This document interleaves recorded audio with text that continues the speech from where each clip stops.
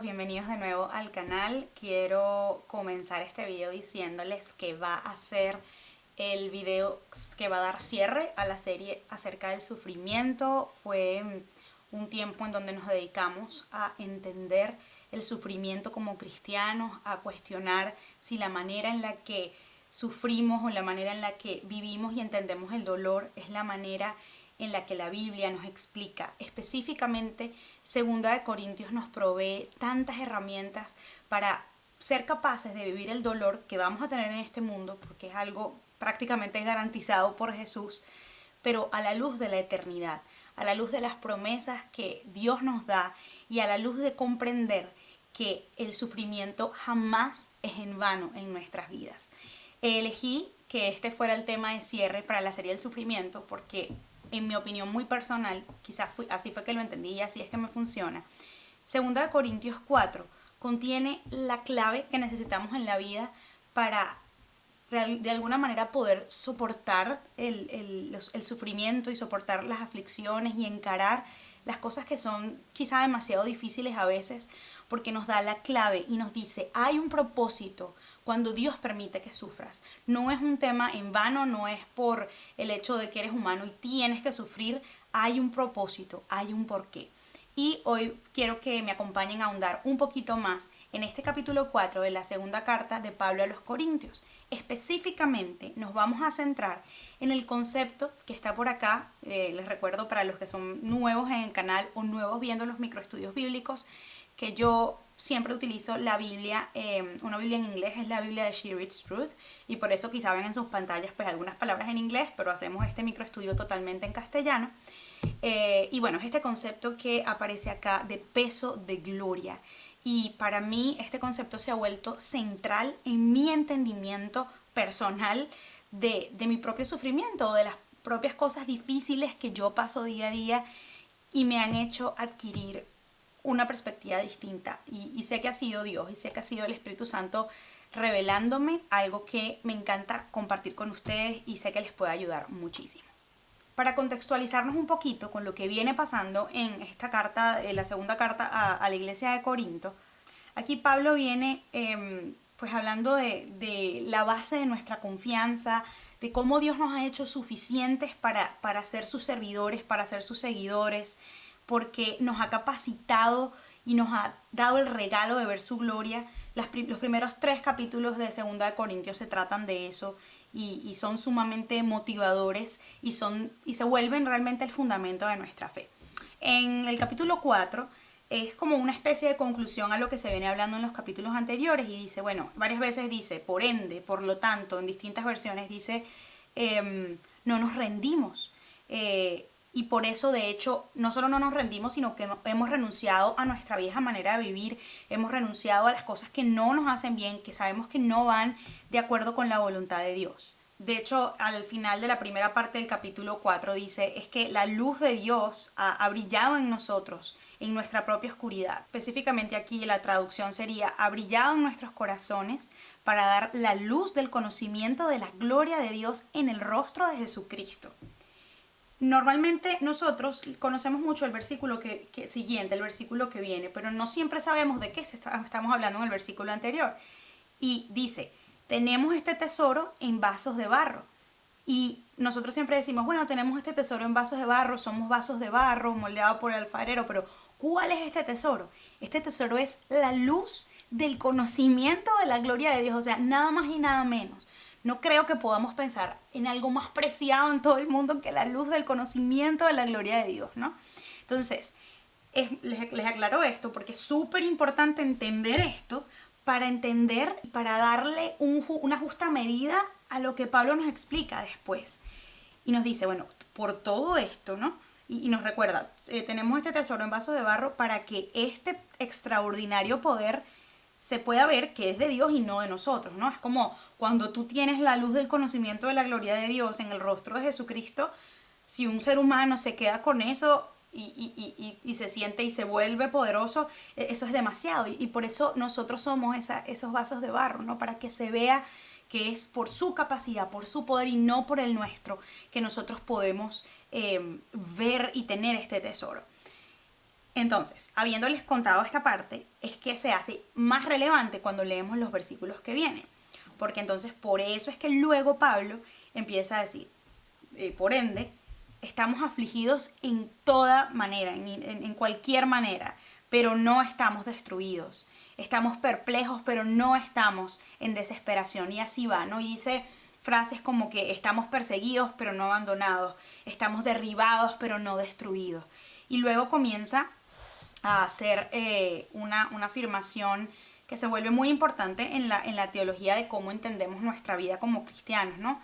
Y Pablo nos recuerda, porque siempre llevamos en nosotros la muerte de Cristo, y eso tiene un propósito, porque llevando en nosotros la muerte de Cristo al mismo tiempo es que se puede llevar la vida y la resurrección de Cristo a través de nuestra vida, así podemos demostrar esa gloria de Dios en todo lo que hacemos. Entonces, en los siguientes versículos, antes de llegar a lo que yo llamo hoy el meollo del asunto, Pablo nos recuerda que por eso nos damos cuenta de que en este mundo en que vivimos, pues la muerte continúa haciendo su trabajo, pero que la vida vive en nosotros, que incluso podemos ver cómo nuestro cuerpo se va desgastando, pero internamente nos vamos renovando. Y aquí nos empieza a recordar, bueno, y todo lo que les pase es para su beneficio, para que mientras la gracia se extienda a través de más o a más y más gente, pueda generar acción de gracias para que Dios sea más y más glorificado. Entonces es entender que las cosas que pasamos, las dificultades, los obstáculos, las luchas, no se tratan solamente de nosotros, se tratan de Él, se trata de darle gloria a Él. ¿Y cómo le damos gloria? ¿Sufriendo? No, es que ha de sufrir, podemos poner nuestra confianza en Él y todos pueden ver cómo Dios se va a glorificar por medio de lo que haga, porque cuando Él actúa en nuestra vida, entonces eso se va a notar y los demás podrán ver. Y aquí Pablo entonces, y ya llegamos ahora sí al meollo del asunto, dice, por ende, otra vez, y lo acababa de decir hace pocos versículos, por ende no nos rendimos.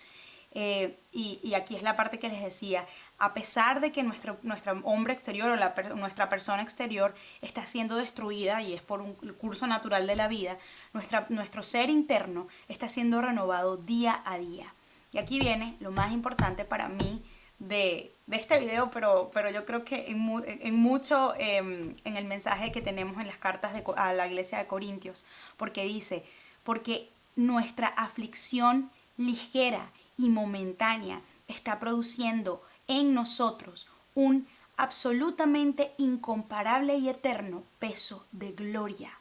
Así que no nos enfocamos en lo que se ve, sino en lo que no se ve, porque lo que vemos es temporal y lo que no vemos es eterno. Aquí es donde quiero que nos detengamos el día de hoy en este video. Obviamente en el contexto de Pablo sabemos que sus sufrimientos eran persecución, eran hambre, eran humillación, eran prisión, era violencia física y violencia emocional en su contra. Y bueno, a mí me ayuda también como a veces ver mis propias luchas, mis propias aflicciones a la luz de lo que la iglesia primitiva vivía. Pero lo que quiero decirte hoy es que no se trata de minimizar lo que tú sufres, pero también es interesante cuando lo podemos poner en perspectiva frente a cosas que encontramos en la Biblia. Entonces aquí viene lo que es el fundamento de todo lo que les estoy diciendo. Y es que Pablo nos recuerda que no nos tenemos que rendir, no tenemos razones para rendirnos. Y aquí nos explica por qué. Y dice, porque nuestra momentaria y ligera aflicción produce en nosotros, está produciendo en nosotros un absolutamente incomparable y eterno peso de gloria. Y realmente este es el centro de lo que quería compartirles hoy. ¿Por qué? Pablo usa adjetivos sumamente fuertes y contrastantes para hacernos entender esta verdad. Y es básicamente que las aflicciones que vivimos en este mundo son aflicciones momentáneas y ligeras.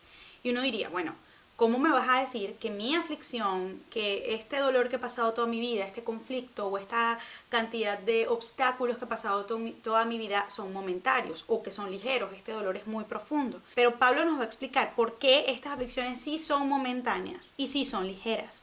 Y ya vamos a ver el contraste que él hace al respecto.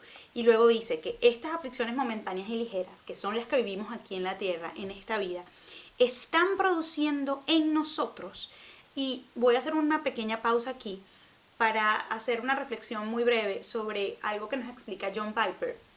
Y es que él dice que en este versículo hay que estar muy pendientes, porque no está diciendo este versículo que nuestras aflicciones momentáneas y ligeras producen automáticamente en nosotros o que nos dan automáticamente. No, dice, están produciendo en nosotros. Es un proceso que no se ha concretado todavía y que se va a concretar en algún momento.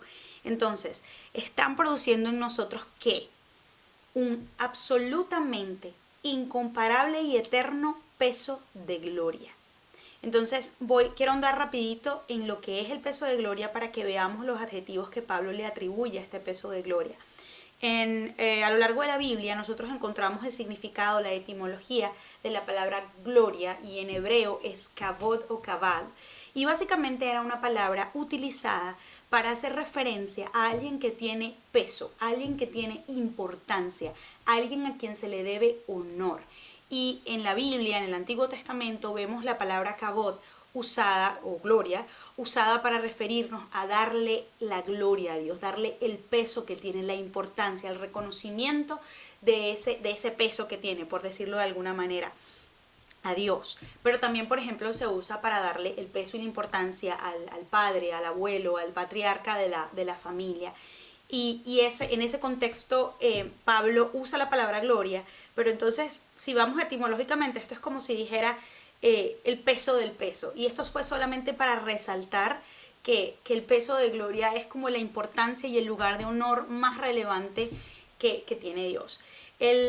Si queremos buscar un concepto, me gusta mucho cómo lo define el teólogo Jonathan Edwards, que él dice que el peso de gloria es todo lo que Dios es, la plenitud de su conocimiento, su virtud y su gozo. Y a mí me parece que esto es un concepto que es más fácil de entender, pero al mismo tiempo me deja me da algo que se sale realmente de mi capacidad de comprender, porque me está diciendo que es todo lo que Dios es, y ese es su peso de gloria, y que mis sufrimientos están produciendo en mí este premio del entendimiento y de la plenitud de todo lo que Dios es, de toda su virtud, de todo su gozo. Y ese nada más y nada menos es mi regalo, es mi recompensa, es lo que se está produciendo, lo que se está acumulando en mí para la eternidad. Y así que Pablo nos dice que no nos enfocamos en lo que se ve, sino en lo que no se ve, porque lo que se ve es temporal y lo que no se ve es eterno. Entonces aquí vamos con el tema de los adjetivos que les quería mencionar.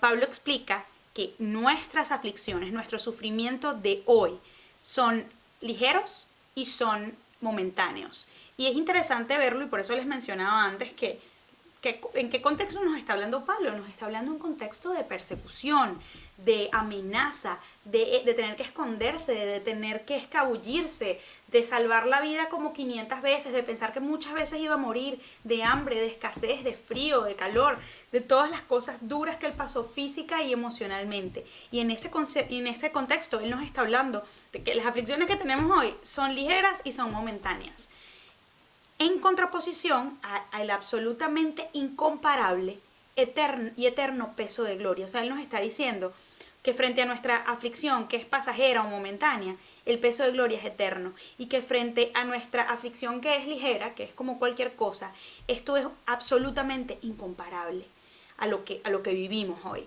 Y es por eso que yo puedo comprender que lo que yo vivo hoy no se comparará jamás, la peor de las cosas que yo vivo hoy no se comparará jamás a la maravilla y a la hermosura de lo que yo voy a vivir en la eternidad. Es muy importante tener claro este concepto de alguna manera práctica, para que cuando vengan las dificultades podamos aferrarnos a esta idea. Y a mí me gusta mucho cómo lo explica C.S. Lewis en un libro que él tiene que se llama El Gran Divorcio, aunque también tiene toda una ponencia que hizo que luego se convirtió en un libro llamado Peso de Gloria. Pero me voy a referir a la que está en El Gran Divorcio. Y él básicamente nos pone una imagen que me gusta mucho cómo me ayuda a entenderlo. Y él habla de que imaginemos una balanza, y que en un lado de la balanza está toda la ira, todo el dolor, todo el pecado, toda la mezquindad, todo el egoísmo, toda la rabia, ya estoy repitiendo, pero es como todo lo malo del mundo, ponlo aquí y trata de imaginarte que se puede acumular en una sola experiencia. Y en el otro lado de la balanza ponemos una sola experiencia o idea de el gozo más pequeño que se siente en el cielo, en la eternidad.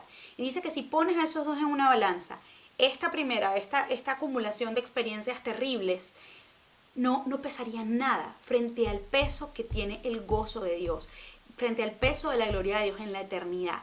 Y siempre en esta balanza gana el peso de gloria de Dios. Y otra cosa que Pablo nos explica acá es el hecho de que esto que tú vives hoy, que es tan real para ti, se corresponde con lo que tú ves hoy. Y te dice, bueno, eso que ves hoy, no te tienes que enfocar en eso que ves hoy, sino que enfócate en lo que no se ve. ¿Y qué es eso que no se ve? Este proceso en el cual se está produciendo un peso de gloria, un absolutamente incomparable y eterno peso de gloria. Y te recuerda, porque lo que tú ves ahorita va a pasar así, es temporal. Aunque se sienta como un para siempre, es temporal. Pero lo que tú no ves, que es este peso de gloria, es eterno. Hay un libro escrito por Elizabeth Elliot que se llama El sufrimiento nunca es por nada, o mejor traducido es El sufrimiento nunca es en vano, que para mí captura la esencia de este versículo. Y es entender que si queremos madurar en nuestra vida cristiana, no puede tratarse esa madurez de esperar que simplemente todo nos vaya bien. Es cierto que sabemos que Dios nos lleva de gloria en gloria, es cierto que sabemos que podemos disfrutar en la tierra de la vida eterna, de sus promesas, de su bondad.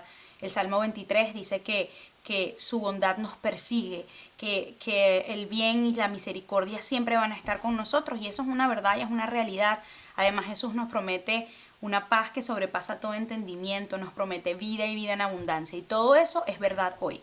Y por eso tampoco se trata de vivir la vida pensando vamos a sufrir, esto va a ser horrible, pero también se hace necesario entender que el sufrimiento es parte de la vida en la tierra, y que lejos de querer alejarnos de él y correr y pretender y esperar que la vida sea perfecta, eso nos va a llevar a pura desilusión. Si pretendemos y esperamos que todo suceda perfecto y que la vida sea perfecta.